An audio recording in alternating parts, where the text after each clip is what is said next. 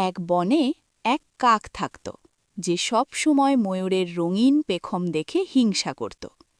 সে ভাবত, আমি কেন এমন কালো? যদি আমিও ময়ূরের মতো সুন্দর হতাম। একদিন সে বনে পড়ে থাকা ময়ূরের পালক কুড়িয়ে এনে নিজের গায়ে লাগাল। নিজেকে দেখে সে খুব খুশি হল। তারপর নিজে কাকদলের সামনে গিয়ে গর্ব করে বলল, দেখো, এখন আমি তোমাদের মতো সাধারণ নই, তোমাদের থেকে আলাদা আর সুন্দর। তারপর অহংকারে ভরে সে ময়ূরদের দলে গেল বন্ধুত্ব করতে। কিন্তু ময়ূররা তাকে দেখে বুঝে ফেলল, এ তো নকল। তারা তাকে অপমান করে তাড়িয়ে দিল। লজ্জায় কাক আবার নিজের দলে ফিরল। কিন্তু কাকেরাও বলল, যখন তুমি আমাদের ছোট ভাবছিলে তখন তো আমাদের দরকার ছিল না, এখন কেন আসছ?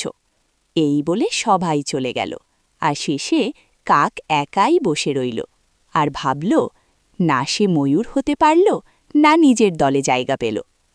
নৈতিক শিক্ষা: অন্যের মতো হতে গিয়ে নিজের আসল পরিচয় হারালে শেষে কোথাও জায়গা থাকে না।